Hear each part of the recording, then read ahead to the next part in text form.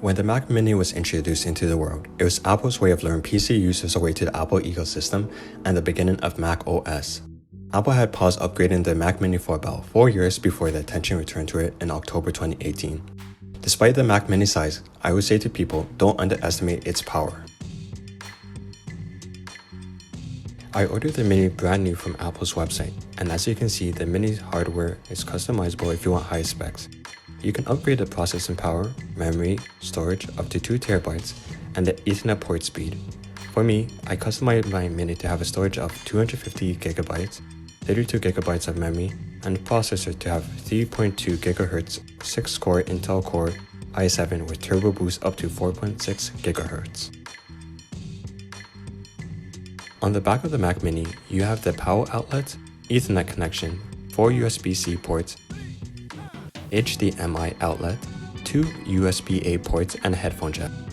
Underneath the USB-C port is the vent so the heat can exit.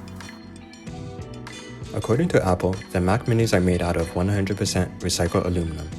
The underside of the Mini is made out of rubber so it doesn't slide on whatever surface it's on.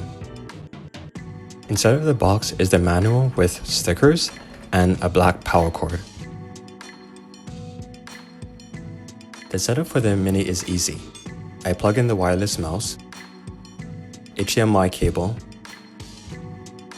the multi-purpose accessory with an Ethernet port, and the power cable. The speed and responsiveness of the Mini is incredible. Immediately clicking a link loads and renders a web page quickly and in crisp visuals. When it comes to watching a YouTube clip or any other video, the Mini renders it so smoothly and at a high quality that it feels like I'm in my own personal theater, especially since I'm watching videos on my LG 55-inch TV screen. Apple TV comes part of the software for those of you interested in watching some of the latest shows out there. However, you need to actually get the subscription before you can actually watch these shows and movies. My gripe with the Mac Mini is that if you try to upgrade memory using third-party RAM, you'll avoid your AppleCare Plus warranty. For the high costs and specs you pay for it, no doubt you'll hesitate to replace a component because you can accidentally break something and or lose all your data. So, is the Mini good for photo and video editing? With the specs I mentioned earlier, the answer is yes. In fact, I made this video on the Mini. However, if you're using processor-intensive programs like After Effects, the computer begins to freeze up and the fan kicks in at a high volume. I don't play computer games anymore, however, research has told me that it is best to use an external GPU if you want to play games on the Mini. Overall, the customized Mini is a solid machine when it comes to video and photo editing and other activities that are not intensive on the processor.